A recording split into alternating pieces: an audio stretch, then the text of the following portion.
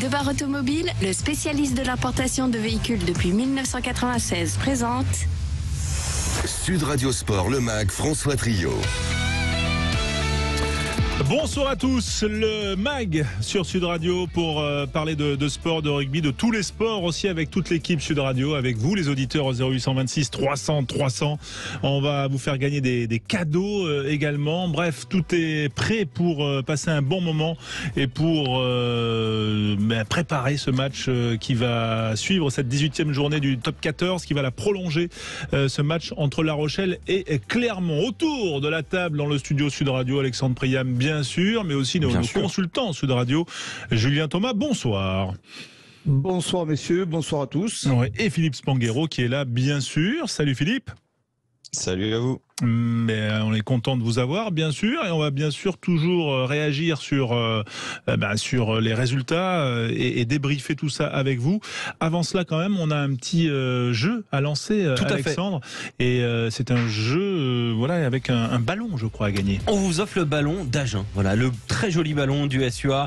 Pourquoi ce cadeau, puisque tout à l'heure on vous offrira 2 places, puis le maillot officiel du Sporting Union Agenais.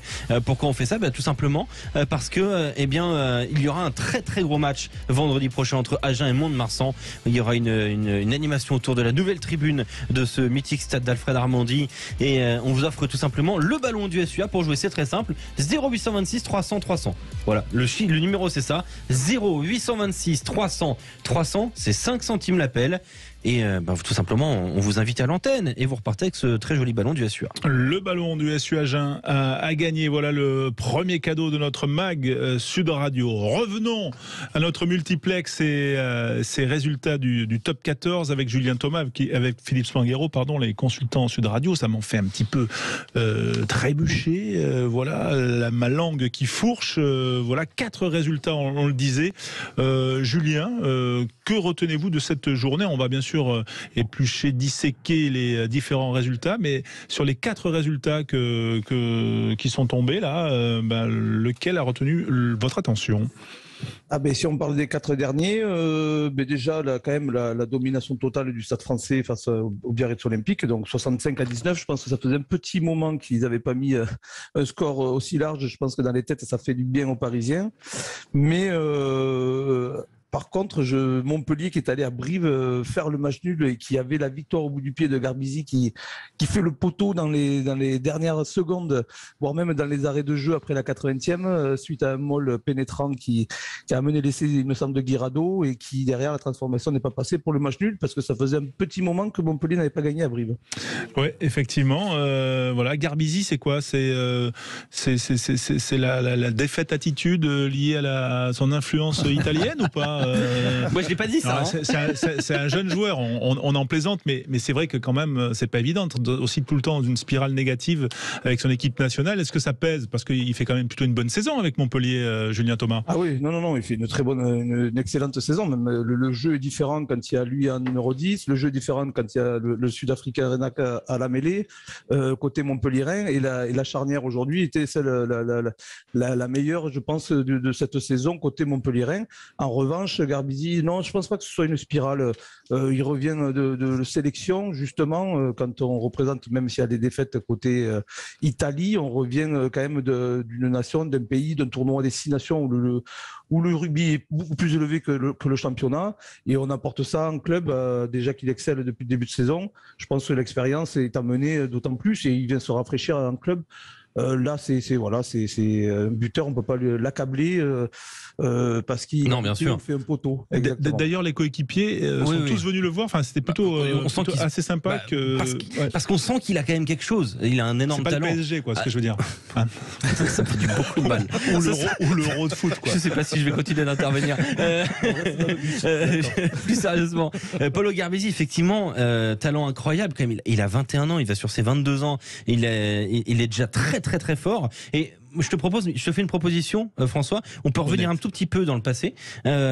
C'était cette semaine en conférence de presse, Philippe Saint-André qui réagissait à l'arrivée de Louis Carbonel, parce que tu te dis, Louis Carbonel arrive, Paulo Garbizi, comment il va prendre ça? Surtout qu'il y a aussi l'excellent jeune Louis Foursan. On écoute Philippe Saint-André qui était très très heureux de voir l'arrivée de Louis Carbonel. À partir du moment où on allait perdre André Pollard, pouvoir le remplacer par un joueur français à très gros potentiel, qui en plus va signer 3 ans, voilà, d'avoir un troisième demi d'ouverture français, jeune aussi, à gros potentiel, voilà, ça montre le développement de notre club. On commence à plaire à des jeunes Français à très gros potentiel. Ça a été un dossier assez compliqué. 3 mois, j'ai travaillé 3 mois et demi dessus. Voilà donc Paolo Garbisi en échec, entre guillemets. Un jeune français à très gros potentiel, hein. C'est quand même ce qu'il faut retenir de cette différence de presse. Non, mais on se moque pas. Voilà, en tout cas, c'est une belle prise pour le MHR que Louis Carbonel aille continuer. Donc, contrat de 3 ans, c'est l'une des infos de cette semaine. 3 super ouvreurs. 16 partout. On a posé la question à Julien Thomas sur le match qu'il a marqué sur ce multiplex. Eh bien voilà, on se tourne maintenant vers Philippe Spanghero. Voilà, pas de jaloux, entre guillemets. Alors, qu'avez-vous retenu ? La victoire de Castres ou celle de Toulon ? De Paris. J'ai plutôt moi retenu ce match à suspense entre la section paloise et le Stade Toulousain. Non, ça on en parlera après. On en parlera après. Là, c'était le multi. C'était le multi. Mais c'était jamais comme les autres. C'est fou. Hein. Je pars sur la victoire de Castres au forceps, comme d'habitude, qui enchaîne une 16e, je crois, ou 17e victoire à domicile, invaincue depuis fin 2020 au Stade Pierre Fabre. Oui, effectivement, c'est vrai qu'ils ont quand même du ressort, c'est castré, parce que à un moment là, quand Sopoaga réussit sa transformation après l'essai lyonnais, on se dit que bon, ça va être difficile, parce que les Lyonnais sont une grosse équipe, c'est un groupe expérimenté, et il y a cette force de caractère quand même. Comment vous l'expliquez, à quoi l'attribuez-vous selon vous, Philippe Spanghero ? À plein de choses. C'est vrai qu'il y a des leaders dans cette équipe, il y a des joueurs de caractère qui sont là depuis longtemps, Urda Pileta, Combezou, même Barlow qui est un joueur un peu plus récent au club. Mais voilà, on sent ce collectif très fort. Et puis, une question d'habitude aussi, ils se sont retrouvés dans ces situations, mis en difficulté à domicile tellement souvent. Ils ont basculé des situations tellement souvent, les castrés à domicile, que finalement, même mis en échec, ils s'affolent jamais. Là, particulièrement, ce match, bon, ils auraient dû le tuer bien avant, parce que quand on voit la première période, le déchet, le manque de réalisme en première période, les stades de possession, d'occupation, 80. Ils auraient pas dû se retrouver dans cette situation. Ils ont fait 3 fois moins de plaquages que les Lyonnais, je crois, les castrés dans ce match. C'est ça, ouais, exact. C'est aussi assez normal vu à quel point ils ont tenu le ballon. Mais donc, c'est vrai que pour revenir à ta question, ça s'explique par plein de facteurs, mais je crois particulièrement une force collective assez particulière. Et ça s'illustre face à Pau, en début de saison c'était 16-12, par exemple face à Brive 23-22, face à La Rochelle 31-30, face à Paris 15-9. À chaque fois c'est étriqué en fait pour le CO à domicile, mais à chaque fois ça gagne, et c'est ce qu'il faut noter pour les Tarnais, François. Oui, les Tarnais qui l'ont donc emporté 19-17. Un seul essai inscrit côté Tarnais, c'est Combezou, 36e minute, 2 essais encaissés et marqués par les Lyonnais, par Ray et Laporte. Clément Laporte, 66e minute. Très 14 joli. Points pour Urda Pileta côté castré. Voilà la fiche en gros de ce match, et surtout cette victoire qui permet quand même aux castrés d'être solidement accrochés dans le top 6. Quatrième, 49 points, égalité en nombre de points aux Lyonnais. Donc c'est dire, pas de match en retard côté castré, on est à jour. Et ils sont effectivement bien et notamment très très solides. Philippe Spanghero rappelait la stat de Castres à domicile. On a lancé un jeu sur Sud Radio, dans Sud Radio Le Mag. Ce jeu, on le rappelle, Alexandre, c'est faire gagner un ballon aux auditeurs Sud Radio, un ballon du SU Agen. Et c'est un Gersois qui nous appelle, c'est Romain de Lombez. Bonsoir Romain. Bonsoir. Ils sont tous de Lombez. Merci d'être avec nous sur l'antenne de Sud Radio. Merci de jouer bien sûr avec nous sur Sud Radio. Mais alors, vous êtes aussi Gersois et supporter d'un club lot-et-garonnais. C'est possible? Non, je suis supporter de Perpignan. Ah. Eh ben, voilà, vous aimez le rugby et le beau rugby. Voilà, un ballon du SUA qui est en plein, on va dire, en pleine reconquête, qui remonte. Mais avec un entraîneur perpignanais. Tout à fait, grâce à un Catalan à ses commandes. Comment ?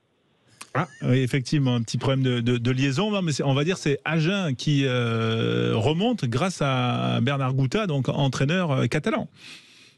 C'est ça, c'est exact. Bon, qu'est-ce que vous pensez de cette saison d'Agen? Comment vont-ils terminer? Il reste quoi, 9 matchs en Pro D2?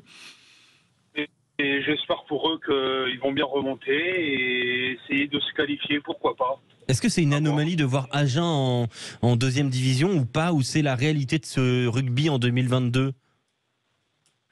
C'est compliqué, c'est très très compliqué à vrai dire. C'est bizarre, un club emblématique là, qui a peu de résultats, mais c'est compliqué. Merci en tout cas Romain de nous avoir appelé. Romain de Lombès, donc vainqueur de ce jeu, le ballon du SUA offert par Sud Radio et le club d'Agen du SUA. Merci Romain d'avoir été avec nous en direct sur Sud Radio. On se retrouve très vite bien sûr sur l'antenne de Sud Radio, très vite pour un nouveau jeu dans quelques minutes. Je vais quand même redonner la main à nos consultants, Julien Thomas et Philippe Songuero. Mais avant ça, on va faire une petite pause peut-être. Quentin, parce qu'on va revenir sur la défaite du Stade Toulousain avec Philippe et avec Julien dans un instant. Restez avec nous. Sud Radio Sport, le MAG, François Trio. 19h15 sur Sud Radio, le MAG bien sûr. Vous êtes les bienvenus si vous nous rejoignez. On parle rugby, la 18e journée du top 14 bien sûr. Dans quelques instants, dans quelques minutes, Bernard Gouta, dans une demi-heure, sera avec nous, l'entraîneur du SUA, pour revenir un petit peu sur sa prise de fonction à Agen. Ce sera bien sûr en direct sur Sud Radio. Philippe Songuero est là également. Julien Thomas, nos consultants Sud Radio. Retour, on en parlait sur les résultats de cette 18e journée et notamment donc sur la défaite, la 6e défaite d'affilée du Stade Toulousain. Est-ce inquiétant? C'est un peu la question qu'on pose un peu chaque semaine. Toujours l'impression que ça va redémarrer. Et là, quand même, les Toulousains ont chuté 27-22 à Pau dans un contexte particulier. Messieurs, Philippe Songuero, que vous inspire cette défaite? Elle m'inspire pas mal de choses. D'abord, j'ai senti quand même cette équipe de la section très dominatrice avant les 2 faits de jeu, les 2 cartons rouges. Ensuite, même diminuée à 14 contre 15, elle reprend le score et elle remarque tout de suite au retour des vestiaires. Et puis, donc, on sent une équipe de la section très dominatrice et maîtresse de son sujet. On attendait quand même les Toulousains à un autre niveau. Je pense qu'à 15 contre 15, l'addition aurait pu être lourde pour les Toulousains parce qu'on a senti une vraie domination paloise, beaucoup d'agressivité défensive, une domination en conquête, notamment en mêlée fermée, assez problématique quand même pour le Stade Toulousain, malgré toutes les absences. Et puis il y a ce revirement de situation où Toulouse est en supériorité numérique avec deux joueurs de plus sur le terrain, où on sent que Toulouse reprend la main sur ce match, marque coup sur coup, 17-3 à la pause.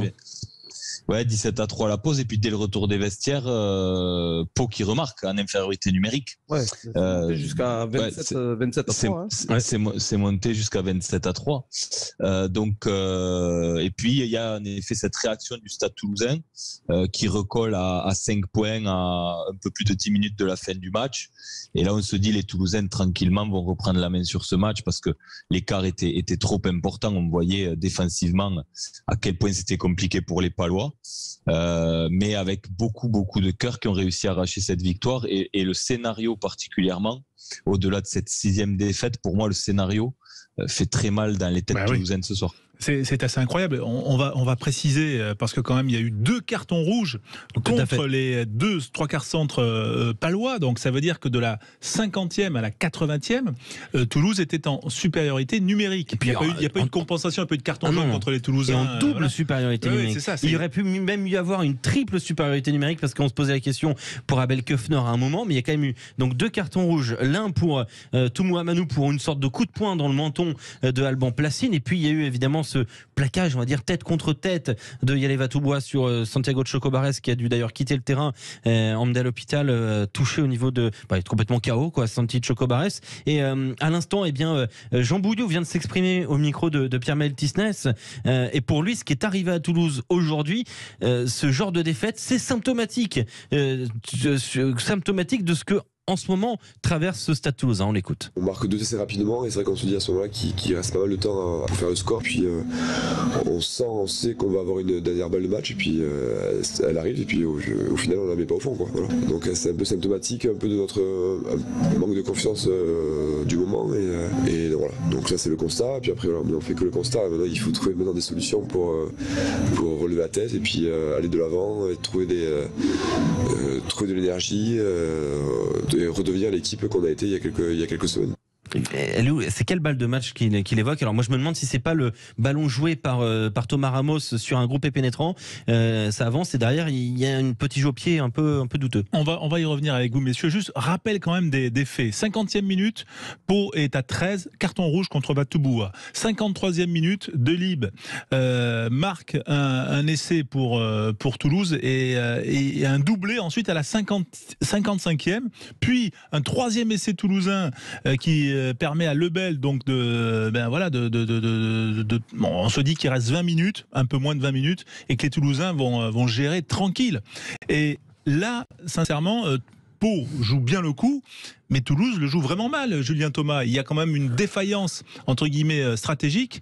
Il y a quand même Thomas Ramos qui est à la manœuvre. C'est curieux, là. Il n'y a pas qu'un problème de confiance, quand même.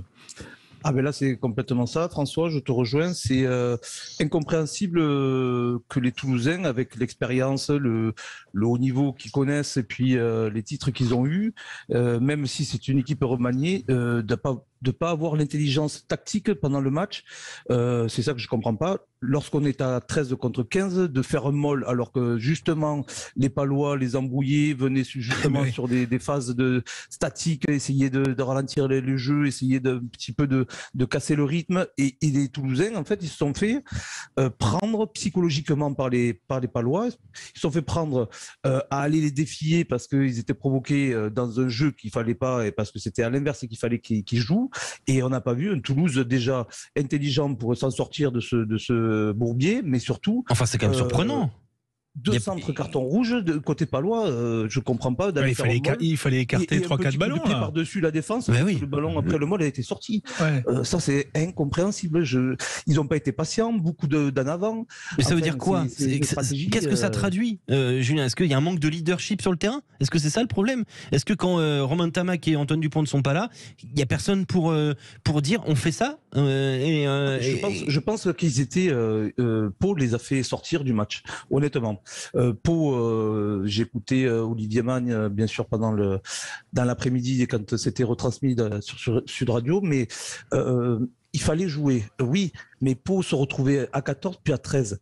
Pau en fait a joué le match parfait en brouilleur, a fait sortir cette équipe toulousaine qui savait qu'elle allait peut-être gagner parce qu'elle revenait avec coup sur coup des essais des ailiers, mais par contre à se faire châtiller, sont rentrés dans le jeu que les Palois voulaient, à casser le rythme, et derrière ils ont été impatients. Au lieu de tenir le ballon, ils ont voulu vite marquer, et puis c'est là où ils se sont précipités, les Toulousains, et qui n'arrivaient pas à marquer. Et plus le temps arrivait vers la fin du match, et plus ils s'excitaient pour vite marquer, et moins ils étaient performants. Et c'est les Palois qui ont réussi à les faire déjouer. Oui, effectivement, c'est une analyse très juste, en tout cas, et c'est vrai que c'est un petit peu curieux, voilà. Et moi, j'ai un deuxième point d'interrogation, Philippe Spanghero, vous l'avez évoqué, mais je voulais avoir votre avis quand même. C'est les difficultés en mêlée fermée, parce que bon, oui, c'est une équipe remaniée, mais c'est quand même le Stade Toulousain, et elle s'est fait vraiment bouger en mêlée, même en supériorité, enfin, vous me direz, les packs étaient à 8 contre 8. Mais pas toujours. À la fin, oui. Mais parfois, ils étaient à 7, effectivement. Mais c'est vrai qu'ils ont eu des difficultés étonnantes dans ce secteur, Philippe. Ouais, ils ont eu des difficultés étonnantes parce qu'encore une fois, il y avait sur le papier aujourd'hui une équipe du Stade Toulousain qui était capable de rivaliser. Donc, c'est vrai que c'est surprenant, mais c'est ce qui explique en grande partie cette victoire paloise. Ils ont joué la montre pas mal en fin de match, puisqu'ils ont eu tout un tas de bras cassés où à chaque fois ils ont redemandé les mêlées parce qu'ils se sentaient très forts dans ce secteur de jeu, et à chaque fois ils ont pu gagner du temps sur ces phases de conquête où ils étaient dominateurs. J'ai un peu de mal à l'expliquer. On a coaché très tôt côté toulousain dès la mi-temps avec l'entrée d'Aldeguerri, qui est quand même un grand joueur de mêlée. qui a pas eu plus de réussite après son entrée en mêlée fermée. Donc tout ça, ça traduit une fébrilité générale du côté du Stade Toulousain en ce moment.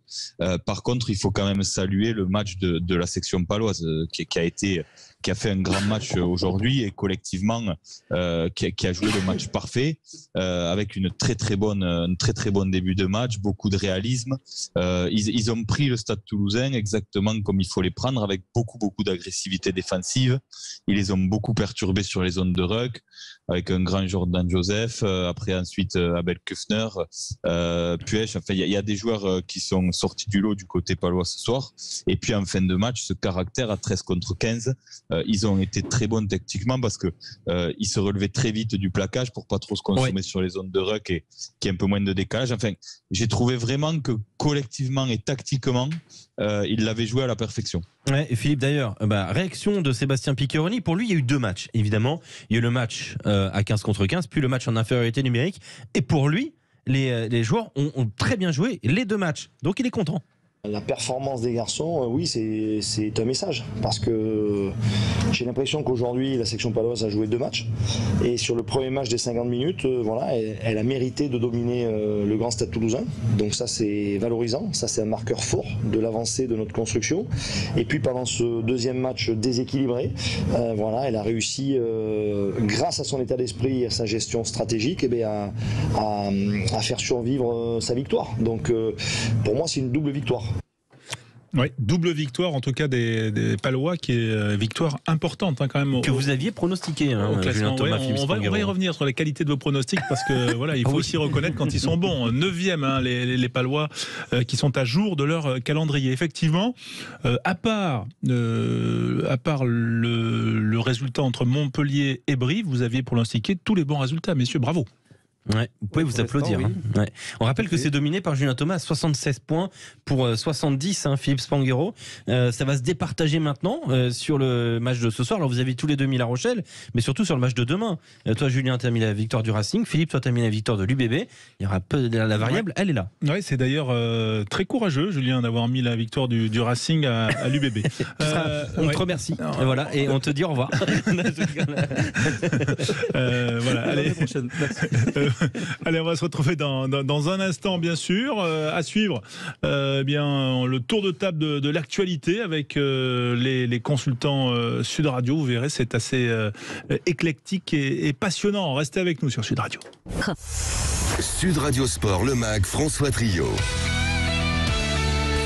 Le MAG Sud Radio pour passer en revue l'actualité sportive. On a débriefé cette 18e journée du Top 14, bien sûr, avec Julien Thomas, avec Philippe Spanghero, Alexandre Priam et toute l'équipe Sud Radio. Avec vous, les auditeurs, au 0826 300 300. Faisons un petit peu le tour de table de l'actualité. Avec vous, messieurs. Bien sûr, on fera un point sur les différents résultats Omnisport avec Quentin d'ici quelques minutes. Mais Philippe Spanghero, qu'avez-vous retenu, vous, de la semaine dans l'actualité sportive ? Philippe, que l'on entend plus. Le carton jaune pour Philippe Spanghero. Philippe, qui était, je pense... suis là. Carton j'ai jaune. cru qu'il avait été appelé au contrôle antidopage. Mon micro, excusez-moi. Ouais. Je suis resté focus sur le rugby. J'ai pas voulu réévoquer le sujet dont on a longuement parlé hier soir parce que je l'ai laissé à Julien. Moi, je voulais juste reparler d'un fait juridique cette semaine qui était une épée de Damoclès au-dessus de la tête de la Fédération française de rugby, puisque pour rappel, quand Bernard Laporte a pris la tête de la fédération, il a voulu remettre en question le projet de grand stade, ce qui a amené quelques fragilités du côté de la fédération avec des litiges en cours avec tous les acteurs qui étaient impliqués dans ce projet. Et il y avait une plainte qui avait été déposée contre la fédération et le consortium de constructeurs demandait plus de 16 millions d'euros de dommages et intérêts à la fédération. On rappelle ça aurait pu faire très très mal dans les caisses. Ouais, on rappelle juste, Philippe. La fédération a été condamnée pour rupture abusive. Les choses n'ont pas été complètement faites dans les règles visiblement, mais en tous les cas, elle n'a été condamnée qu'à 150 000 euros de dommages et intérêts. Voilà, ce qui est quand même d'un point de vue de la stabilité de la fédération, une bonne nouvelle pour l'équipe dirigeante parce qu'il y avait déjà eu une condamnation de un peu plus de 3 millions d'euros. Donc ça aurait pu, en plus des dernières années Covid qui ont impacté très fortement les finances, être une vraie mauvaise nouvelle pour le développement du rugby français. Oui, on rappelle que quand on parle de grand stade, c'était du côté d'Evry. Voilà, c'était un projet qui avait été décidé par la mandature précédente, et une des promesses de campagne de Bernard Laporte en 2016, c'était justement de mettre fin à ce projet. Et donc effectivement, épilogue dans cette affaire, effectivement à moindre frais, à 150 000 euros, même si on s'en contente très bien. Hein. Bien évidemment. Oui.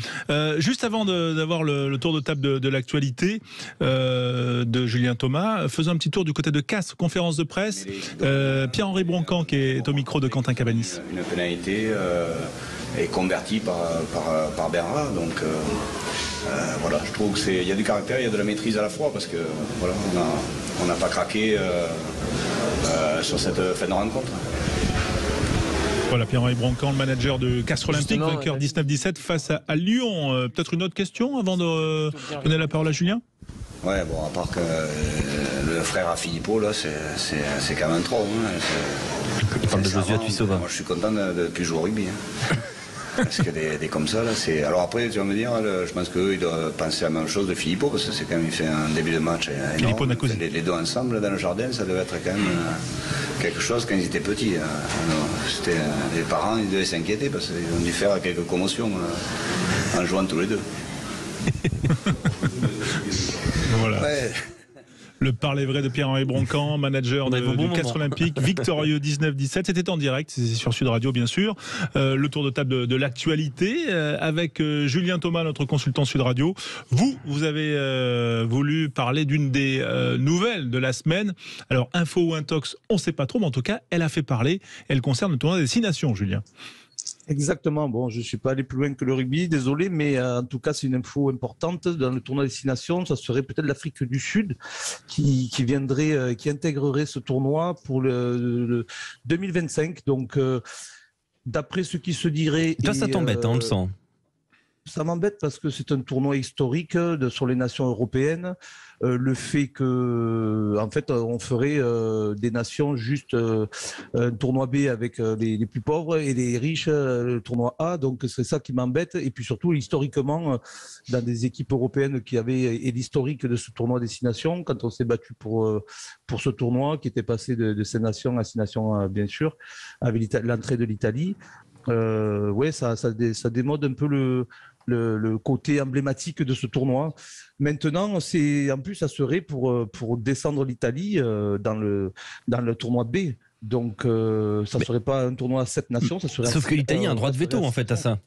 Puisque tout le monde a une part, on va dire, décisionnaire, les 6 nations, évidemment, donc chacun a une part, plus CVC qui a la 7e part, mais tout le monde a un droit de veto. Donc à partir de là, si on dit, bah écoutez, à l'ordre du jour, c'est l'Afrique du Sud qui rentre, l'Italie qui sort, l'Italie fait, ça nous arrange pas.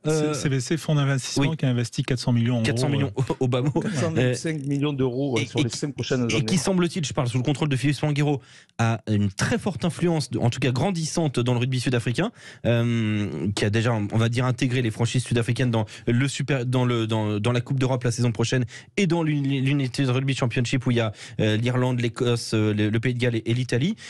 Clairement, si on arrive à l'ordre du jour et qu'on dit l'Italie au revoir, ils vont dire bah non, veto, on veut pas. Donc on peut se retrouver à une situation très très néfaste pour le rugby européen. Est-ce qu'on n'est pas en train d'assister à ce qu'on a vécu au foot avec le projet de Super League, hein, qui était un projet de Super League fermé et finalement qui était fait pour réunir les meilleurs clubs et l'argent bien sûr, et en faisant une ligue fermée, mais qui a avorté sous la pression des supporters qui ont voulu conserver l'âme de la Ligue des Champions et des compétitions telles qu'on les connaît. Là, on sent quand même que ça remporte pas non plus une adhésion incroyable, cette histoire, Julien et Philippe. Oui, mais à la différence près que sur le projet du foot, c'est les instances qui décidaient seules. Elles étaient autour de la table entre élus, entre représentants de fédérations. Aujourd'hui, le rugby n'est plus vraiment dans ce schéma-là. Pour le répéter, mais comme le disait Julien, CVC a pris des parts de capital dans l'organisation des 6 nations et autour de la table a un poids important, donc a bien sûr un droit de veto, mais aussi des parts, est actionnaire, mais ils sont aussi actionnaires de la Premiership anglaise qui a beaucoup d'influence dans le rugby mondial, et de cette nouvelle compétition, l'URC, l'ancienne Ligue Celt. Et de la Coupe d'Europe. Donc ils sont partout. Et donc aujourd'hui, bien sûr qu'ils tiendront compte des équilibres, de l'avis des supporters, etc. Mais comme je le disais hier, ils ont valorisé très cher ces compétitions. Les acteurs qui ont ouvert leur capital et qui ont pris du cash à ce moment-là, au début du Covid, étaient très heureux. Et grâce à CVC, il faut savoir le dire, on a évité quand même des situations catastrophiques financières pour beaucoup d'acteurs du rugby du Nord. Mais aujourd'hui, ils sont là avec des moyens très importants et ils ont des attentes de retour sur investissement qui sont importantes. Et ce que je dis, c'est que l'information de l'Afrique du Sud, c'est une parmi d'autres, certainement, parce qu'aujourd'hui, en l'état, pour qu'ils aient ce retour sur investissement important, les formules actuelles ne peuvent pas être chamboulées. C'est ça le constat, c'est qu'aujourd'hui, la formule ne permet pas de gagner plus d'argent. On est au rupteur. C'est ça que ça veut dire aussi. Alors, pour moi, il y a des petits leviers, peut-être sur les droits télé, en travaillant sur d'autres modèles, peut-être un peu sur le marketing, mais pas du tout à l'échelle qu'en attend un fonds d'investissement. Puisque les gens qui travaillaient ont fait du bon travail. Ces compétitions, elles ont été bien valorisées. Donc, il faut qu'elles changent de formule, il faut que le format évolue. Et ça en passera par là. Donc, l'Afrique du Sud, c'est une information. Je suis persuadé que ces discussions, elles sont réelles et qu'elles sont déjà même plutôt avancées. Parce que, comme on l'a dit hier soir, les Sud-Africains sont déjà dans le rugby de l'hémisphère Nord. Ils jouent déjà dans un championnat européen et ils joueront la Coupe d'Europe l'année prochaine. Donc c'est un peu brutal philosophiquement pour nous aujourd'hui dans la tête parce que on a l'impression que c'est un chamboulement majeur parce que on casse cette barrière nord-sud, mais elle a été cassée il y a quelques mois un peu dans l'anonymat quand on a décidé de faire jouer les provinces sud-africaines en Coupe d'Europe.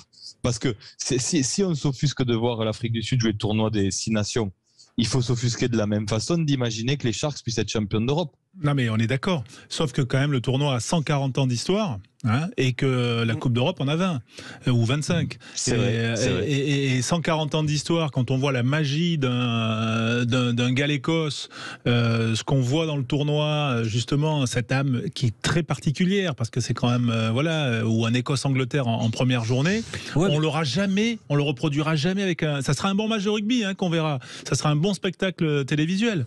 Mais ça sera pas quand même le tournoi des 6 nations. Et déjà que non, jamais. On est d'accord. Mais est-ce qu'il faut pas enlever le nom en fait la magie du tournoi. Non, mais est-ce qu'il faut pas enlever le nom eux, ils vont appeler ça le 6 nations ou 7 nations Championship. Greenwich Cup. Voilà. Greenwich Cup. Bah oui, mais le fuseau horaire, c'est ça l'histoire. C'est pour ça que ça se passe comme ça. Mais je dis ça en rigolant, mais au fond, c'est pas si fou. Non, mais enfin, on peut aussi imaginer quand même que je sais pas, Philippe. Sans compter les voyages et tout ça. Oui, moi je connais pas. Je connais pas tout ce milieu, mais c'est vrai que on se rend compte quand même que le patron des Saracens, il est sud-africain. Enfin, je veux dire qu'il y a aussi sans doute des intérêts économiques. Quand tu vois que c'est le club le plus important dans la Premiership. Donc c'est tout ça qui c'est pas n'importe qui. Quand tu vois que Colissi ne signe pas au Racing 92 parce que les Sharks a priori se sont alignés sur un gros salaire. Quand tu vois que Bennett Zebet rentre pour situation personnelle aux Sharks, mais bon, il signe directement un contrat sur plusieurs années, c'est que les Sharks ont de l'argent. La réalité, c'est ça. Et je vais pas mettre dans le pétrin Philippe qui parfois aussi représente les Sharks en Europe. On sent que on est plus sur une franchise classique d'Afrique du Sud qui a 12-13 millions de budget, ce qui est en dessous de toutes les équipes de top 14. J'ai l'impression quand même que les Sharks viennent de passer un niveau au-dessus. Dans ce niveau au-dessus, ça veut dire c'est tout le rugby sud-africain qui est en train d'être tracté vers le haut par l'Europe. Et c'est ça l'histoire, c'est que les investisseurs sont la plupart du temps européens. Et si les investisseurs sont européens, eh bien tu joues avec l'Europe en fait, c'est ça. C'est aussi bête que ça alors. Ouais. Moi ça m'embête, mais ça embête tout le monde, j'ai l'impression. Ou alors ça peut être aussi, on va dire, un jeu de com pour essayer de créer un tournoi entre guillemets plus mondial, une nouvelle compétition. Ouais, mais et donc essayer de, je sais pas, d'avancer des pions. Et voilà. Enfin, bon, De toute façon, t'as raison. De toute façon, la situation est très simple. Aujourd'hui, l'économie générée par le rugby n'est pas au niveau de l'impact que ce sport a dans le monde. C'est assez simple. Une Coupe du Monde pour World Rugby, c'est 150 millions de garanties de revenus.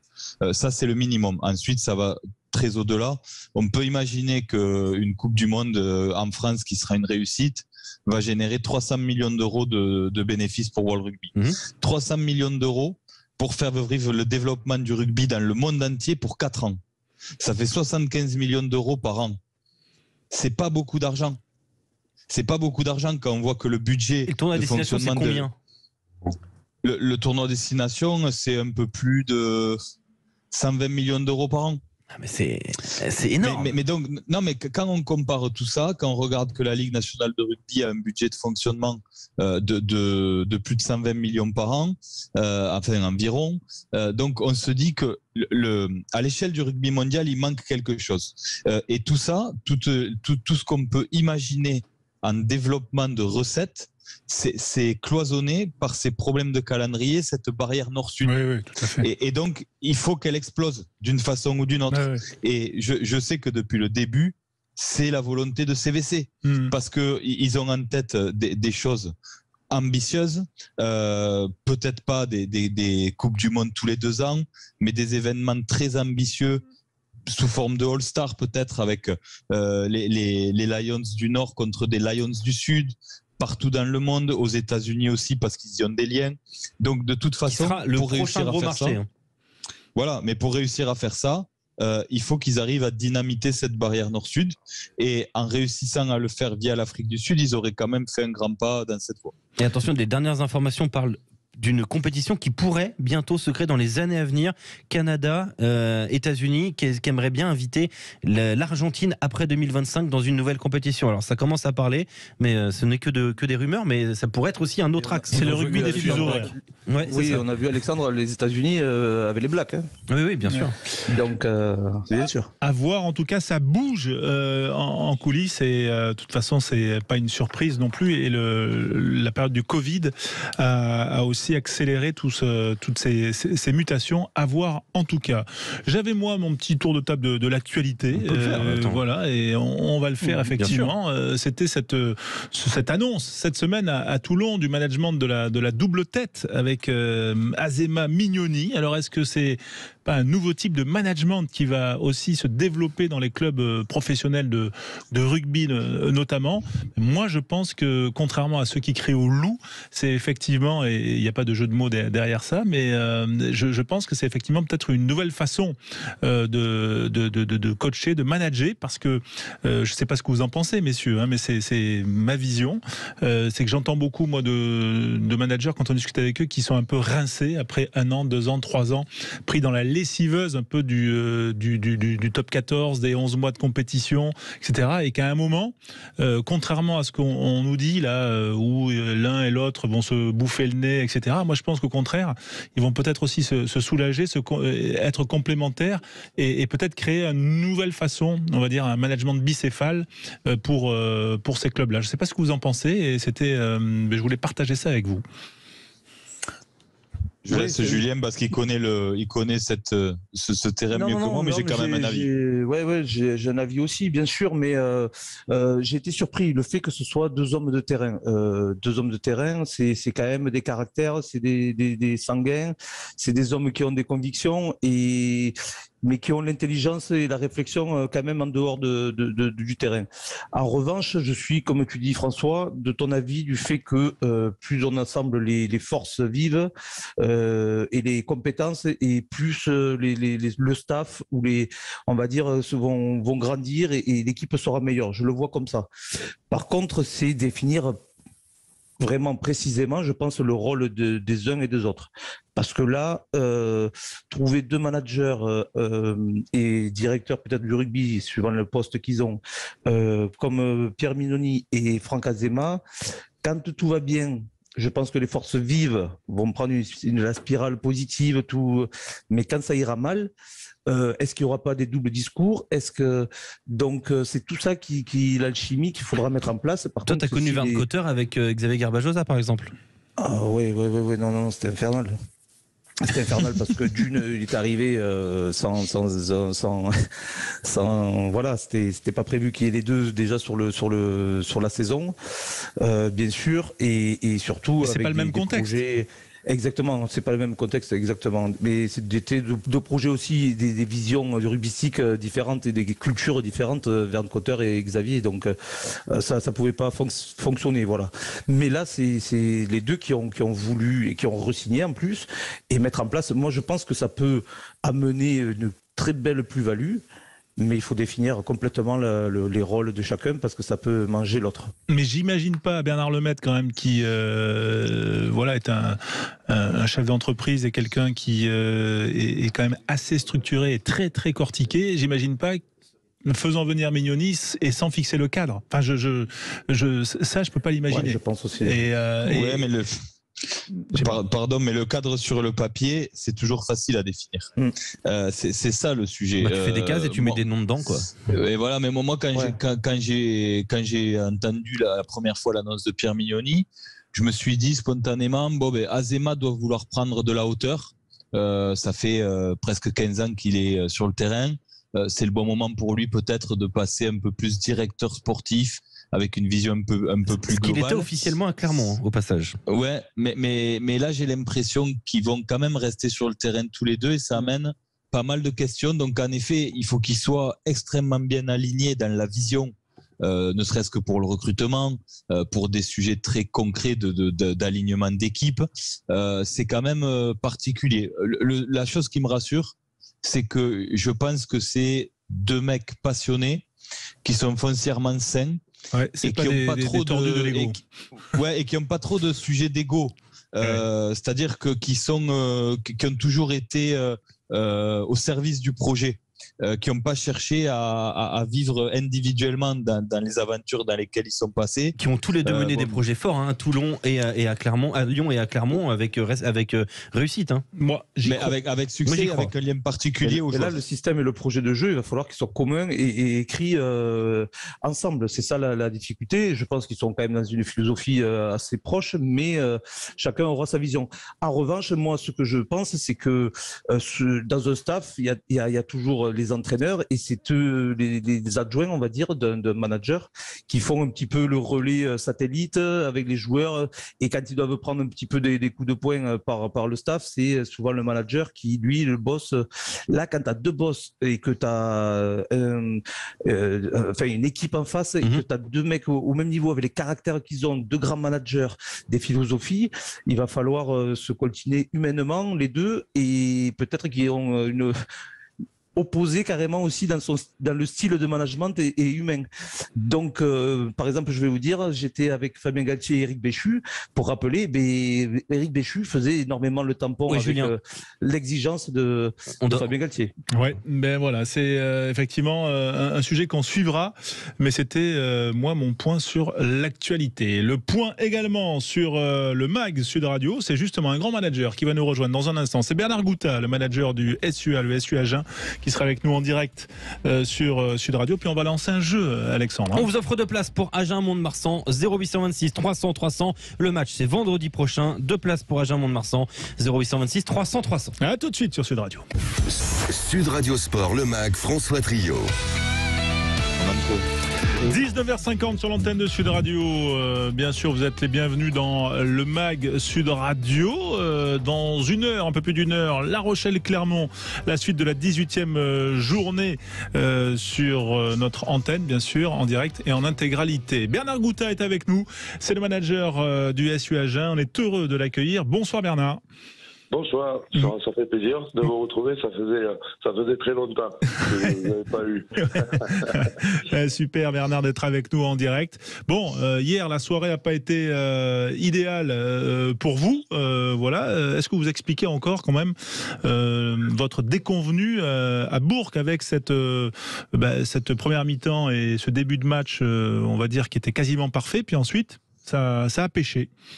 Je pense que tu l'as dit, voilà, on a bien contrôlé cette première mi-temps, on a bien contrôlé l'environnement extérieur, la pression qu'il pouvait y avoir aussi, voilà, et ensuite on a bien appliqué aussi la stratégie sur cette première mi-temps qu'on avait décidé de mettre en place et voilà, on a pris le contrôle du match et on rentre bien. notamment on attaque bien cette seconde mi-temps où on marque très rapidement et on se détache un peu plus au score et ensuite voilà quoi. Donc sur la réception du coup d'envoi, là on commence à avoir le manque de maîtrise sur une sortie de camp et une mauvaise défense et il marque rapidement et voilà, ça a été un peu le scénario de cette seconde mi-temps où on a perdu la maîtrise et le contrôle du match, voilà, sur nos sorties de camp, sur notre discipline, et on leur a donné à manger à cette équipe de Bourg qui a très bien joué. C'était vraiment une très très belle équipe de Bourg, poussée par son public et son formidable public et ça les a transcendés. Et nous on n'a pas su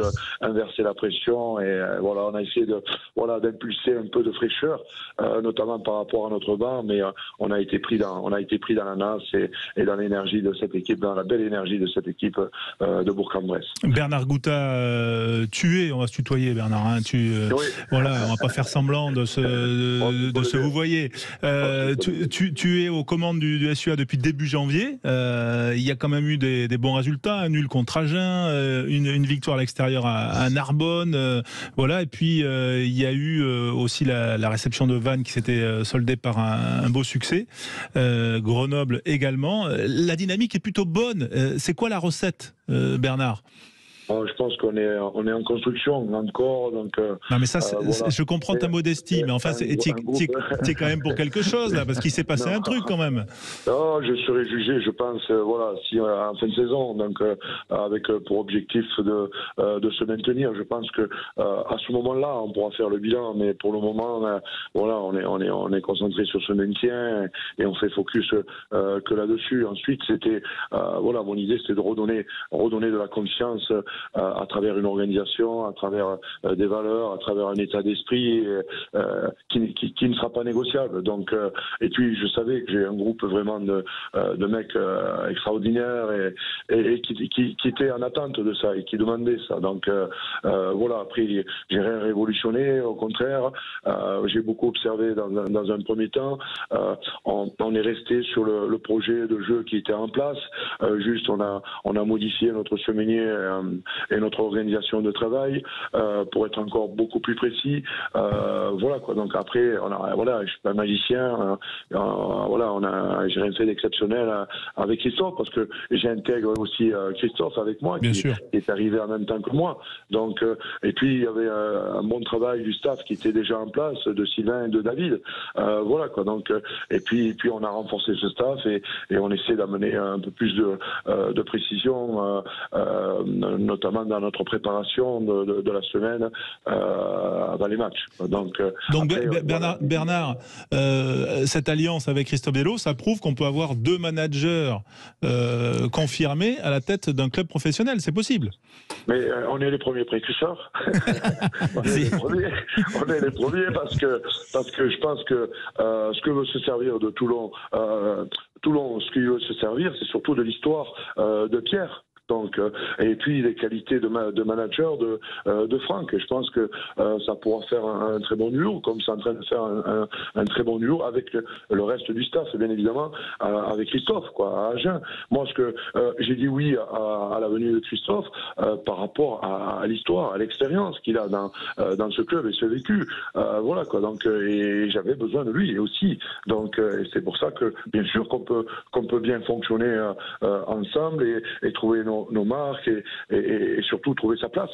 Chacun trouve sa place, quoi. Donc, mais ils vont pas se bouffer le nez, entre guillemets, Franck et Pierre, la semaine prochaine, dans un contexte sulfureux comme celui de Toulon? Non, je pense pas parce que voilà, je connais bien Franck, je connais un peu Pierre. Ils ont dû en parler avant de se mettre d'accord quand même. Ils ont dû en parler ensemble. Ils ont dû déjà commencer à travailler ensemble. Voilà, à savoir comment ils allaient fonctionner. Et ensuite voilà, et ensuite voilà, c'est parti. Donc, mais bien évidemment qu'ils se sont mis d'accord en amont et qu'ils se sont rencontrés pour voir comment ils allaient fallait s'organiser. Et puis c'est deux personnes qui se connaissent bien quand même. Voilà quoi. Donc c'est pas deux personnes inconnues. Et ce que je vous disais, c'est que Franck va se servir aussi de l'expérience que Pierre a à Toulon. C'est une évidence. Mais Bernard, vous avez intégré, vous avez déjà intégré deux nouveaux joueurs, hein, Sonatane Takouloua, le demi-mêlée tongien, et le joueur de la section paloise Reine Barca, qui peut jouer talonneur ou troisième ligne, il me semble. Ça va pas être de trop quand même pour affronter Mont-de-Marsan la semaine prochaine. Je le disais, Sud Radio fait gagner des places parce que ce sera le grand événement, hein, ce Agen Mont-de-Marsan. Vous attendez à quel genre de soirée, à quel genre de rencontre face au leader de Pro D2 vendredi prochain? Voilà, vous l'avez dit, on reçoit le leader. On reçoit le leader dans un contexte de derby. Bien évidemment, il y a toujours eu cette rivalité que je vais découvrir, avec Mont-de-Marsan. Mais après un derby, je sais ce que c'est aussi, parce que j'en ai vécu beaucoup en tant que joueur et en tant qu'entraîneur. Et je sais qu'il y a beaucoup de passion autour de ce derby. Et je sais que on va avoir besoin de tout le monde, et notamment de nos supporters sur ce match-là. Après, voilà, quoi, on va jouer la meilleure équipe de Pro D2, celle qui produit, je dirais, le meilleur rugby. Voilà, je pense que c'est une équipe vraiment bien en place, qui joue très bien au rugby, qui défend très bien et qui a une très très bonne conquête avec des joueurs vraiment de talent. Voilà, on va pas les présenter tous, mais voilà, quoi. Donc nous, on va bien se préparer à ce match. Déjà, on va évacuer ce match de Bourg, parce qu'on est rentré ce matin à 6h30, 7h petit matin. D'ailleurs, j'avais l'impression d'avoir la gueule de bois toute la journée. Et en plus ça va ce soir. Et du scénario de match, mais parce que ça me fait plaisir de te retrouver, Jean-François. C'est pour ça faisait longtemps que je t'avais pas eu. Voilà, quoi. Donc, mais on va bien préparer ce match. Voilà. Bon, alors on déborde un petit peu là, mais en fait il est 19h58, il faut qu'on marque une pause. Est-ce que Bernard, tu peux rester avec nous encore quelques minutes après le top horaire, et on reprend cette petite discussion pendant quelques minutes, même si ta nuit a été courte? Allez, je vais le faire, mais j'avais quelque chose de prévu, je vais rester avec vous. Deux minutes. Allez, merci Bernard, à tout de suite sur Sud Radio. Debar Automobile, le spécialiste de l'importation de véhicules depuis 1996, présente Sud Radio Sport, le MAG, François Trio. Avec vous, les auditeurs Sud Radio, bien sûr, pour suivre l'actualité sport et rugby. Dans une heure, le coup d'envoi du match La Rochelle-Clermont, suite de la 18e journée du top 14. Avec nous, un ancien entraîneur de Clermont, aujourd'hui manager d'Agen, co-manager avec Christophe Delot, bien sûr, Bernard Gouta, qui nous fait l'amitié de prolonger juste une ou deux questions. Moi, j'en ai une, peut-être sur le match de vendredi quand même. On a vu ces Montois bien réagir face à Oyonnax, alors que hier, les Oyonnaxiens les malmenaient, les Landais. Ça sera quoi la clé vendredi, Bernard, face à Mont-de-Marsan? Ça va être encore c'est ce qu'on travaille depuis un mois, c'est notre construction de match. Voilà quoi, c'est nos constructions de match. Parce que quand tu joues un maintien, voilà, et c'est pas évident de trouver la bonne stratégie à mettre en place. C'est soit tu te rends fébrile, tu te recoquevilles sur un jeu un peu simpliste, ou soit tu essaies d'entreprendre et de mettre à mal l'équipe adverse. Donc bien évidemment, à travers ton jeu, à travers ta conquête, à travers tes sorties de camp et à travers ta défense et ta discipline. Donc c'est un équilibre pas facile à trouver. Et on l'a vu, nous, sur le match à Bourg-en-Bresse, sur cette seconde mi-temps hier soir, quoi. Donc non, ce qu'on veut, c'est donc on va bien évidemment analyser cette équipe bon, déjà on va récupérer de notre match et évacuer notre match dès demain, et ensuite se focaliser sur la venue de Mont-de-Marsan et sur cette équipe quand même qui pratique le meilleur rugby de cette Pro D2, et c'est pas pour rien qu'ils se retrouvent premiers. Après on parle de derby, eux ils auront peut-être un peu moins de pression, mais donc la pression elle sera bien évidemment sur nos épaules, mais bon, on va pas la renier ni la fuir, au contraire, à nous de savoir s'en servir justement pour pouvoir effectuer un gros match face à cette belle équipe de Mont-de-Marsan. Une question pour terminer, signé Julien Thomas, notre consultant Sud Radio. Bonsoir Bernard, c'est Julien Thomas. Une question, pardon, peut-être pas évidente, mais tu arrives en cours de saison, ce qui est, voilà, parfois tu récupères un groupe qui n'est pas forcément le tien construit. Quand tu es arrivé, quels ont été pour toi les principaux, on va dire, axes de construction dans ce club d'Agen? Parce que pour moi, on parle du sportif, mais les mots étaient plus profonds, je pense, dans ce club d'Agen, avec le nombre de défaites auparavant.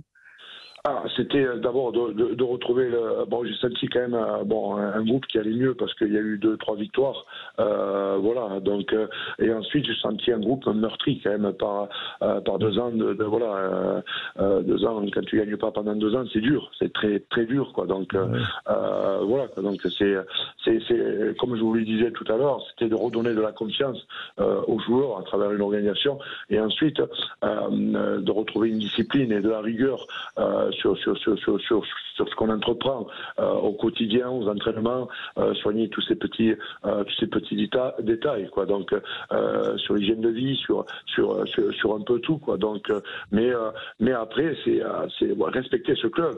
Quand même on est dans un club historique avec beaucoup de passion autour dans la ville, dans ce département et il faut respecter ça, respecter le maillot, respecter notre héritage aussi de nos anciens et puis retrouver un état d'esprit de conquérant quoi. Donc et ne jamais rien lâcher quoi. Donc à travers nos valeurs donc de ce sport et je leur ai dit on peut discuter de tout mais pas du combat. Donc ça on ne peut pas le renier le combat et ce que j'ai voulu c'est que sur ce premier match contre Bayonne voilà ça a été mon premier discours, c'est qu'ils se présentent à moi là-dedans voilà dans ce combat. Et je savais qu'ils allaient répondre au présent. Et parce que j'ai un groupe vraiment formidable, de beaux mecs et un bon staff et vraiment il y a une histoire qui est en train de s'écrire. Je le sens, je le ressens et les joueurs le ressentent. Mais bon, on pourra la valider que par de bons matchs, en gagnant des matchs et en se maintenant, parce qu'il va falloir maintenir ce club historique. Donc et ça c'est un peu mon objectif. Merci Bernard Gouta d'avoir été les fondamentaux effectivement et c'est bien revenu du côté d'Agen. Donc Agen Mont-de-Marsan c'est vendredi, ce sera sur Sud Radio. On fait gagner des places d'ailleurs d'ici quelques minutes effectivement au 0826 300 2 places à gagner pour ce match entre Agen et Mont-de-Marsan. 0826 300 et ce sera un match de gala du côté d'Armandie. Merci Bernard d'avoir été avec nous en direct sur Sud Radio et je peux jouer pour les places là, je peux jouer non ça y est le numéro sera bloqué Bernard, donc attention on a repéré le numéro de Bernard. Merci en tout cas d'avoir été avec nous. J'aurais une dernière question un peu piège. Voilà, cet après-midi il y avait Toulon-Perpignan, on sait Bernard que tu es proche de Franck Azema, ton cœur était balancé pour qui cet après-midi en un mot? Bien évidemment, mon cœur, ça restera toujours Perpignan. Et tu sais, quand tu as passé 20 années dans ce club en tant que joueur et entraîneur, il est dans mon sang ce club, donc il le sera toujours. Voilà. Et ben oui, avec la tribune qui porte ton nom. Donc voilà. Merci en tout cas Bernard d'avoir été avec nous. Et c'était un plaisir. À vendredi sur l'antenne de Sud Radio et bon repos. À bientôt Bernard Gouta. Merci, au revoir, bonne soirée. À bientôt.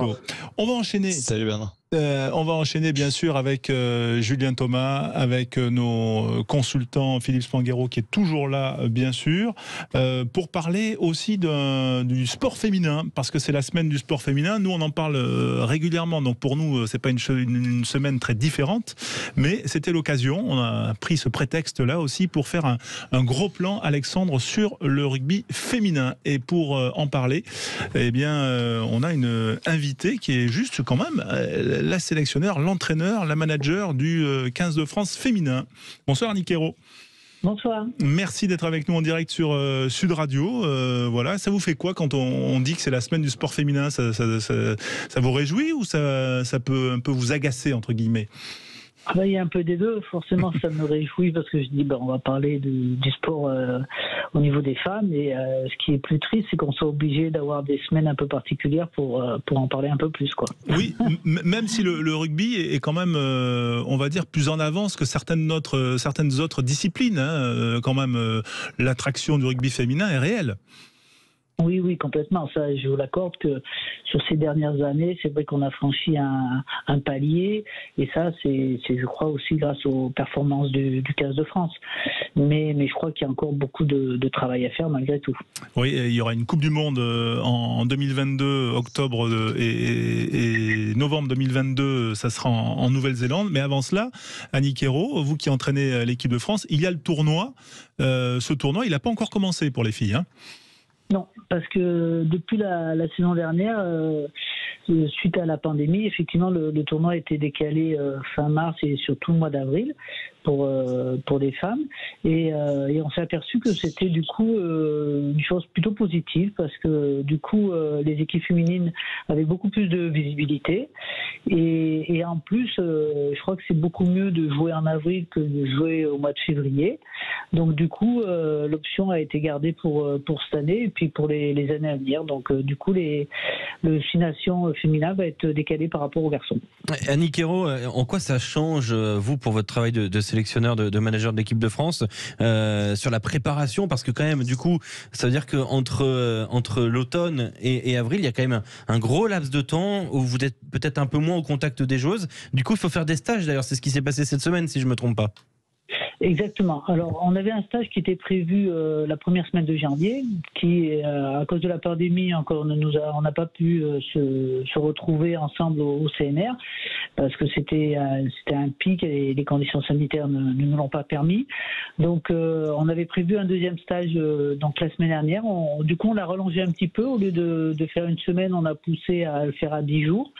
Où on est parti en Corse, donc dans des conditions idéales, parce que c'est vrai que ça commençait à faire un petit peu long le fait de ne pas revoir les filles, même si on les croise forcément sur les terrains et qu'on échange avec elles très régulièrement. Mais le fait de les reprendre en stage, de faire ce stage qui nous a permis de reprendre contact, c'était un stage qui était axé sur le développement, de faire un point individuel sur chaque joueuse, c'était vraiment quelque chose de très important pour nous. Julien Thomas, une question pour Annick Hérault. Oui, bonsoir, c'est Julien Thomas. Je voulais poser une question. Il me semble qu'en septembre, il y a aussi en Afrique du Sud la Coupe du Monde de 7. Exact. C'est ça, exactement. Oui. Donc, c'est savoir un petit peu la politique, si la politique est assez claire par rapport aux ambitions du 15 de France, du 7. Est-ce que les filles pourront jouer les deux compétitions? Comment vous allez être vice-championne olympique, les filles, on exactement. Le rappelle. Oui, elles ont ramené une très belle médaille d'argent. Alors bien sûr qu'il y a eu des échanges, parce que c'est deux compétitions qu'on ne veut surtout pas galvauder. L'idée, c'est qu'on ait deux équipes de France qui soient compétitives dans les deux compétitions. Concernant le 15, on a ciblé quelques joueuses qui éventuellement pourront peut-être être sur les deux tableaux, et certaines qui vont carrément faire le choix de faire une saison à 15. Voilà, parce que je crois qu'il y a surtout le fait de pouvoir se préparer, c'est qu'on n'a pas du tout la même préparation, que ce soit à 15 ou à 7. Les exigences ne sont pas tout à fait les mêmes en termes de repères notamment.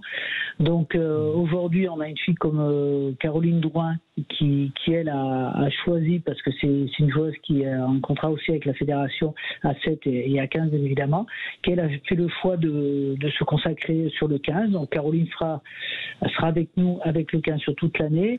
On a aujourd'hui Chloé Jacquet qui fait du 15, qui fait du 7, et puis à un moment donné, selon l'évolution dans la saison, il y aura des choix qui seront faits avec bien évidemment l'accord des joueuses. L'idée, c'est vraiment d'avoir les deux équipes de France, à 7 ou à 15, qui soient très compétitives. Oui, c'est une des spécificités, on va dire, du rugby féminin. On sent qu'il y a un peu plus de communication entre les deux rugby, contrairement aux garçons. C'est quoi les différences de jeu entre le rugby féminin et le rugby à 7, et quelle est l'évolution, Annick Hérault? Parce que au moment notamment de la Coupe du Monde 2014 qui avait eu lieu en France, qui avait été quand même qui avait eu un vrai engouement, beaucoup avaient découvert que le rugby féminin jouait plus. Est-ce que c'est toujours le cas? Est-ce qu'il y a des spécificités qu'on pourrait expliquer aux auditeurs de Sud Radio? Entre les garçons et les filles, oui. Ou le 7, ouais. Disons que je crois que la grosse différence aujourd'hui, quand les grands publics regardent le 15 de France féminin, je crois, c'est le rugby qui a été pratiqué il y a quelques années par les garçons. Voilà, il y a une dizaine d'années, une quinzaine d'années. Je crois qu'il y a beaucoup moins de jeux à une passe. Il y a beaucoup le ballon se déplace beaucoup. Les temps de jeu sont un petit peu plus longs. Il y a beaucoup de fraîcheur, beaucoup d'enthousiasme. Et je crois que c'est ce qui paie au public aujourd'hui. Je crois que c'est pour ça qu'effectivement aujourd'hui on bat des records en termes d'audience. Et de licenciés également.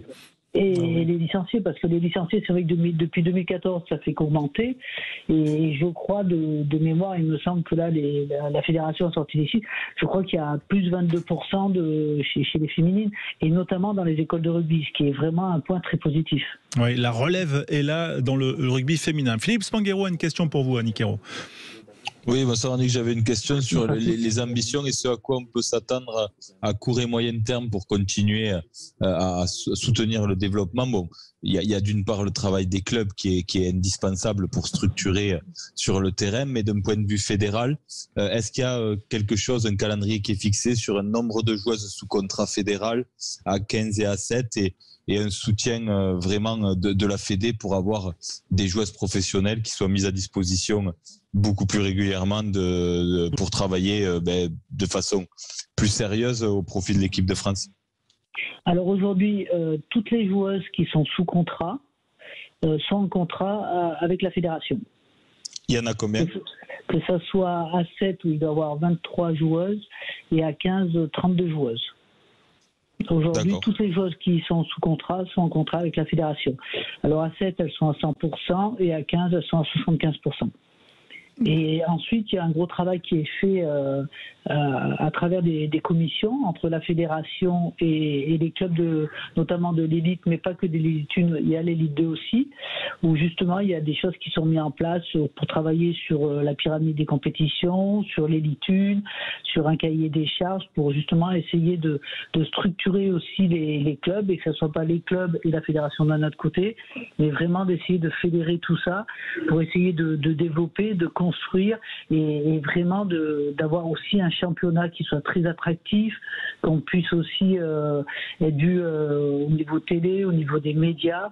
Et parce qu'aujourd'hui, c'est vrai que le rugby féminin, c'est à travers le 15 de France, et tant mieux, hein, mais il faut aussi continuer ce travail qui est fait avec les clubs. Alors, Annick Hérault, je vais peut-être au-delà un petit peu de votre rôle de sélectionneur, mais je pose quand même la question. Je m'inquiétais là, parce que quand en préparant cette interview, je me demandais qui diffusait le tournoi destination féminin, puisqu'il est décalé de la période, on va dire, des garçons jusqu'à fin mars, avril pour les filles. Est-ce que ce décalage-là fait que ça rend peut-être la diffusion plus difficile en France, puisque finalement je vais sur le site du tournoi destination et je ne vois pas de diffuseur en France au moment où on se parle. Alors peut-être que c'est pas encore mis à jour. Est-ce que vous avez plus d'informations là-dessus, parce que on sait que France Télé était un partenaire fort ces dernières années. Est-ce que c'est toujours le cas? Oui, je crois que, je ne sais pas si c'est encore tout calé, mais il me semble que oui, ça sera encore sur France TV. Bon, on l'espère, parce que c'est quand même la Coupe du Monde sera sur TF1, ça c'est sûr, tous les matchs seront diffusés sur TF1, mais pour le tournoi destination, il me semble que c'est France TV. Je pense que ça devrait peut-être pas tarder à sortir. Eh ben, ce serait bien. Voilà, effectivement. L'objectif, Annick, c'est le Grand Chelem. On sait que la tournée de novembre a été fabuleuse. Elle a, notamment avec ses victoires contre les Néo-Zélandaises, elle a suscité beaucoup d'engouement. Est-ce que derrière ça, c'est l'objectif, comme les garçons, c'est le Grand Chelem?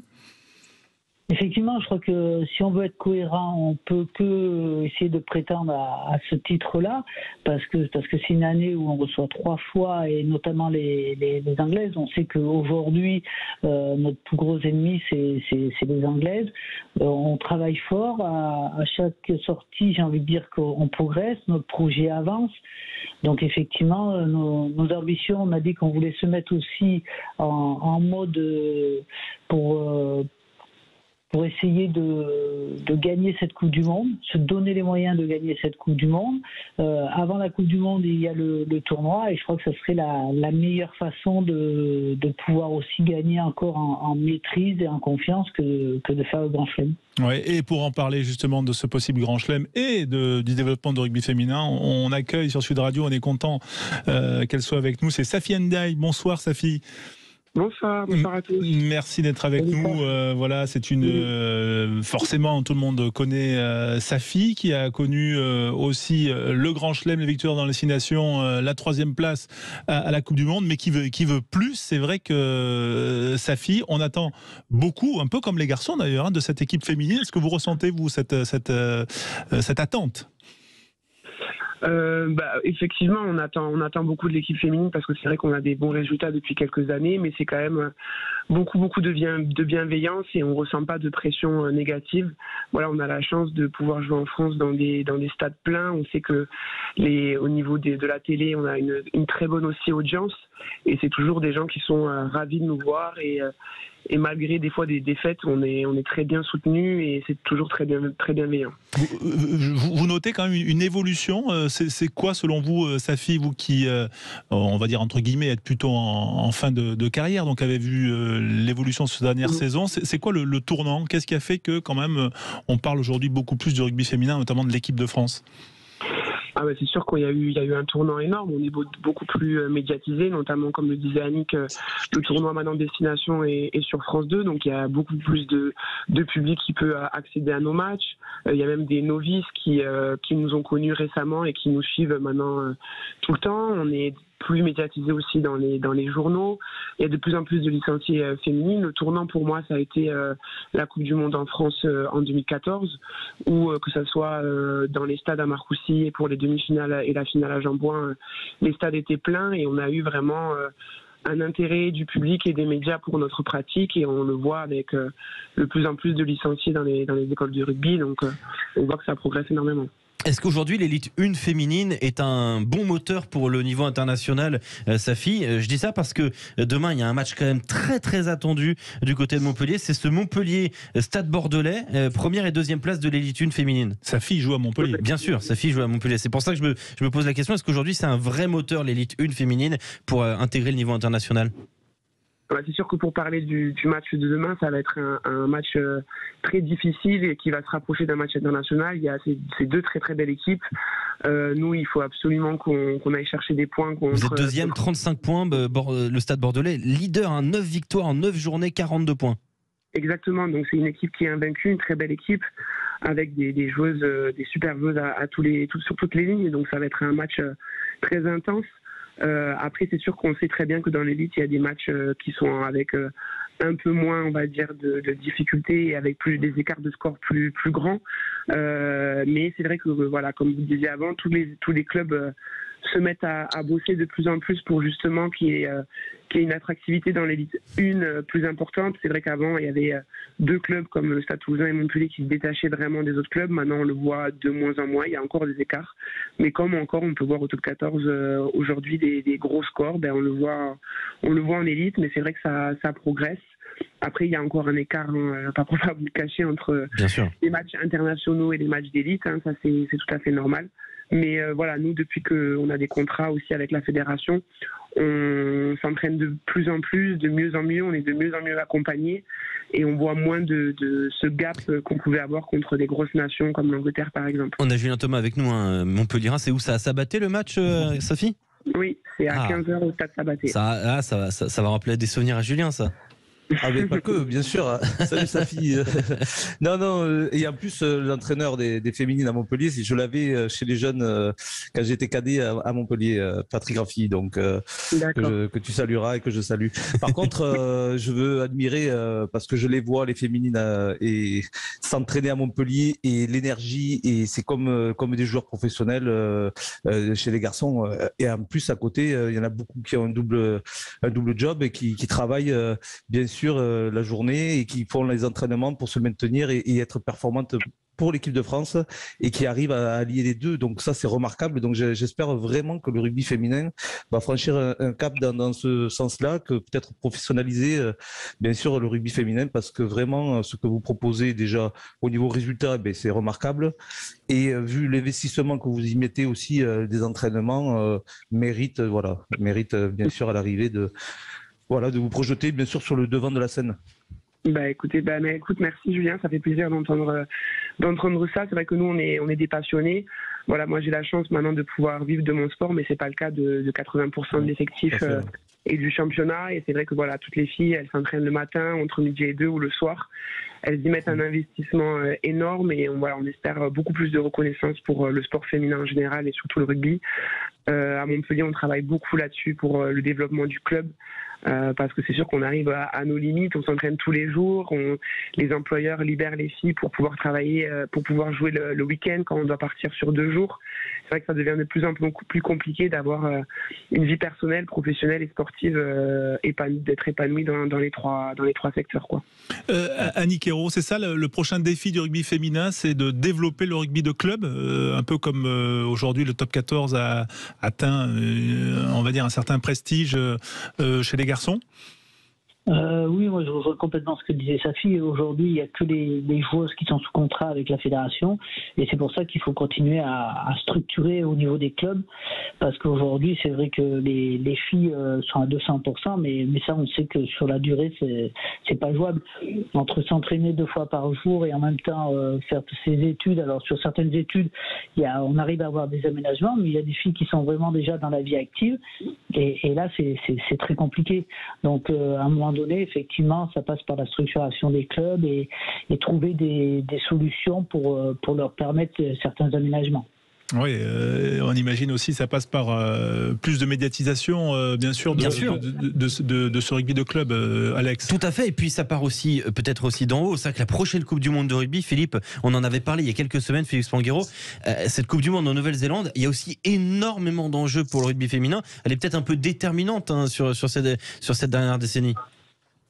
Déterminante, elle est historique de par le fait qu'elle se joue en Nouvelle-Zélande, qu'on ait vu les filles avoir 2 succès d'envergure qui ont quand même drainé beaucoup de médiatisation, beaucoup d'effervescence autour d'elle. Donc il y a forcément de l'attente, mais elle est importante parce que la période est importante et comme le disait Annick et Safi, aujourd'hui c'est vrai qu'il y a forcément un écart de niveau très important entre ces filles qui sont sous contrat fédéraux et les joueuses de club qui travaillent à côté, qui peuvent pas s'entraîner de la même façon.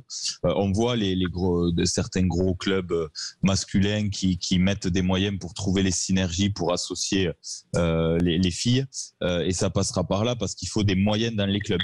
Moi, ce que je trouve intéressant dans le rugby féminin, qui se détache un peu des garçons, c'est cette homogénéité géographique. On l'a dit il y a quelques semaines, on a fait un sujet sur ça. C'est vrai qu'aujourd'hui, il y a des territoires où le rugby féminin a réussi à s'implanter, à avoir des équipes de haut niveau, où le rugby masculin n'a pas réussi à aller. Et en fait, finalement, je pense que le rugby féminin doit être aussi un relais pour le rugby masculin dans certains territoires, mais pour ça voilà, il faut quelques moyens et c'est sûr que les résultats des filles et l'engouement amènera les gens à vouloir y mettre des moyens. Donc forcément ça rajoute un peu de pression sur vous, mesdames, désolé, mais vous êtes contraintes de performer pour aller chercher des sous, voilà. C'est beaucoup de pression, ça, Safi. Ouais. Vous disiez que vous aviez pas de pression. C'est de la pression, ça. Voilà, trop tard. Non, c'est pas de la pression. Je pense que nous, Je m'en vais du coup. Je vous quitte. Non, on a hâte parce que c'est vrai que c'est une Coupe du Monde qui a été déjà reportée d'1 an. Donc depuis la dernière Coupe du Monde où voilà, on a fini 3e, on a hâte de pouvoir jouer cette Coupe du Monde dans l'antre du rugby en Nouvelle-Zélande. Avec une poule très relevée. Voilà, ça va être un événement magnifique. On sait que le rugby féminin ne fait que évoluer sur le terrain en termes de qualité technique et de qualité physique. Donc ça va être un très très beau spectacle pour tous les amoureux du rugby. Et voilà, le rugby français se porte bien en général, que ce soit les filles qui ont ramené une médaille, que ce soit les garçons qui nous font rêver en ce moment, ou nos beaux résultats de la tournée d'automne. Voilà, on sait que tout le monde sera derrière nous et on a vraiment hâte d'aller jouer cette Coupe du Monde en Nouvelle-Zélande. Annick Hérault, qui est le Antoine Dupont côté féminin, voilà, on sait que vous avez été, les joueuses françaises ont été vraiment consacrées au niveau de World Rugby, un petit peu comme d'ailleurs Antoine Dupont. Mais pour le grand public et ceux qui nous écoutent, est-ce qu'il y a des noms à retenir? Moi, je crois que aujourd'hui c'est difficile de sortir un nom. Je crois que effectivement il y a plusieurs joueuses qui ont été citées par World Rugby. C'est une très bonne chose pour le 15 de France. C'est une très bonne chose pour le rugby féminin en règle générale. Aujourd'hui, je suis pas sûr qu'on ait un facteur X comme Antoine, mais je crois qu'on en a plusieurs et il me semble qu'il y a encore beaucoup de travail à faire et qu'il y a encore des joueuses qui peuvent être encore plus fortes et on va vraiment travailler dans ce sens.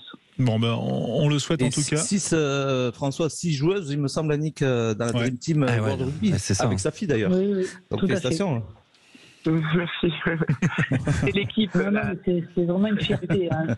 C'est pas anodin quand même de la part de World Rugby qui est aussi joueuse française. Hein. Alexandre, retour juste sur le week-end de l'élite 1 parce que voilà, il faut aussi parler de ce rugby des clubs. On a un résultat. Le Stade Toulousain, d'ailleurs, les filles du Stade Toulousain se sont imposées face à l'11 section paloise, 50-0 un instant, 8 essais inscrits. Il y a le Stade Français Paris qui affronte Bobigny en ce moment même. Et puis demain, il y a de très très belles rencontres, notamment dans la poule 1, le Stade Rennais, AS Romagna Rugby. Je crois que Romagna, ça parle un peu à Niquero. Et puis dans la poule 2, et de trois gros matchs aussi, hein. Enfin 2 gros matchs pour le coup parce que l'AS Bayonnaise ne va pas pouvoir jouer, mais le MHR face au Stade Bordelais, on le disait, demain à Sabaté du côté de Montpellier. Attention au Lyon. Hein. Oui, et il y a le LMRCV aussi d'Alexandra Pertus qui va recevoir le RC Chili-Mazarin, très joli club de l'Essonne. Voilà. Eh ben voilà le programme de cette élite 1 avant le tournoi de destination, bien sûr, que l'on suivra. Et voilà, on est toujours très content de parler de rugby féminin. C'est régulier sur Sud Radio, mais on en fera encore plus. Voilà, c'est notre engagement. Nous aussi, on va se mettre encore plus au niveau et à votre niveau, puisque voilà, on le fait, mais on va le faire encore un petit peu plus, parce que c'est vrai que cette Coupe du Monde va arriver et ben on va aussi vivre ça avec vous, mesdames. Merci Safi Ndiaye, merci Annick Hérault d'avoir été nos invités pour cette belle page, voilà, sur le rugby féminin, sur l'équipe de France, le rugby des clubs, en vous souhaitant plein de bonnes choses pour cette saison-là qui va reprendre fort avec les Bleus notamment. Merci à vous, à bientôt. Merci beaucoup. Bonne soirée. Sud Radio Sport, le MAG, François Trio. Et ben voilà, 20h30 à H-30 avant La Rochelle-Clermont.